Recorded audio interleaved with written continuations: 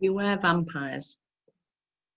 When I meet people who fear speaking in public, especially in meetings or in front of their peers, I found that one of the most challenging things for them are the people around them. Those people that make them feel less.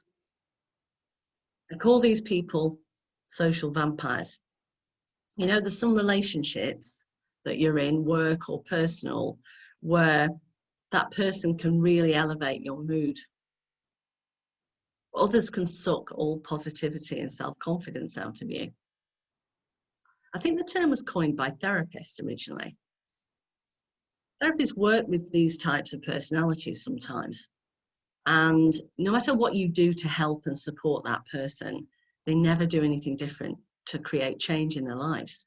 You give them solutions and ideas of ways of improving their mood, but they never actually take the action, and they just keep coming back week after week. And that's really draining for therapists. However, if that social vampire out of the therapy room is a member of your family or friends or a work colleague, they can make you feel unlovable, unworthy. They can inflict damage on you with comments like, "Have you put on weight again?" Or, "Why are you not supporting me?" And this can have a significant impact on your self-confidence. So what does being around a vampire mean for you? Well, it's very frustrating and it can have an impact on your mood, but you very often spend a lot of time trying to avoid that person, keep out of their way. You might feel stressed or anxious when you have to talk in front of them. And self-doubt creeps in. You can feel your self-confidence ebbing away. You can feel undermined, undervalued, and ignored. So to protect your energy, it's important to combat draining people. And the following strategies can help you to identify social vampires and to combat their activities, to combat their impact on you from an empowered place. All right. So there are different types of vampire. The first one is the narcissist. And this is somebody who thinks about themselves all the time. Me first, okay? Everything is about them. They have a grandiose sense of self-importance and entitlement, and they crave that attention. But also, in contrast, they have no empathy for anyone else. So these are not the best people to fall in love with, actually. To protect yourself, you've got to keep your expectations realistic. These are emotionally limited people. Don't try to fight their personality in any way. You know, just try to successfully communicate with them. And to do that, you very often have to ego stroke. You very often have to explain why something's in their best interests.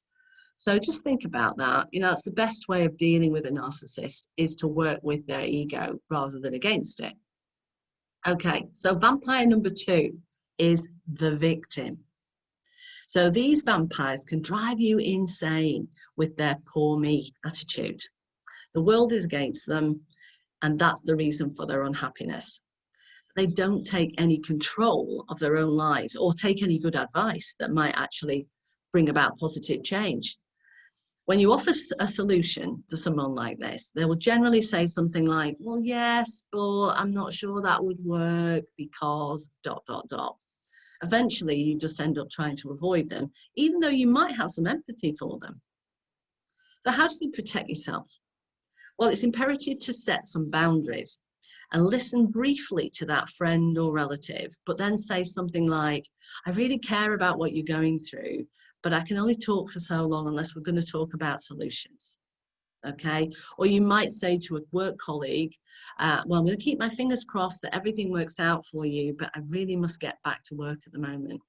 And that's where you use your body language to show that, "Oh, I really must get back to my computer." Okay? So the next type of vampire is the control freak. Control freak. These people are obsessively trying to control you and everyone else around them. And they dictate how you should do things, but also how you should feel, how you should be as a person. They have an opinion about everything. They'll try and control everything, and they invalidate your emotions when it doesn't fit with their mental framework. Okay, so they'll often say things like, you know what you should do, and then they'll proceed to tell you. So they make you feel dominated, undermined, put down. So how do you protect yourself? Well, the secret to this controlling yourself within this situation with a control freak is to never try and control the controller. You just can't do it.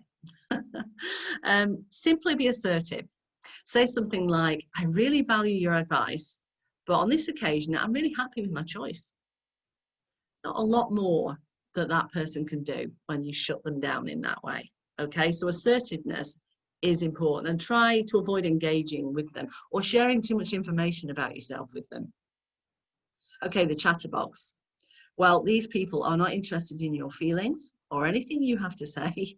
They're just interested in what they want to talk about, and they can eat into your day. They can take up a lot of your time when you're really busy, and you can struggle to shut that conversation down because a chatterbox just ignores non-verbal cues. So it doesn't matter if you're trying to walk away or packing up your bag or putting your coat on, they won't notice those things. You've got to speak directly to them. Speak up, let them talk for a few minutes and listen politely, and then just politely say, I hate to interrupt, but I'm afraid I'm going to miss my boss, or I need to make a phone call. Okay, so try and be kind and listen for a while, but then limit the capacity for them to take up your time. Okay, the final social vampire is the dramatist. Okay, these people can make everyday incidents into a complete drama. So I've had customers like this who are late for every appointment. The car broke down, they couldn't find the keys, they lost their phone, their grandmother was ill and they had to phone before they set off. They just don't take any responsibility for their own lives, and they bring chaos into yours. You know, before you know it, they enlist you into sending a reminder to their phone so that they remember the next appointment. And even then, they probably don't. So how do you protect yourself? Stay calm and set kind but firm limits. You might say something like, I'm really sorry for all your mishaps, but I'm not able to wait because I'm really busy.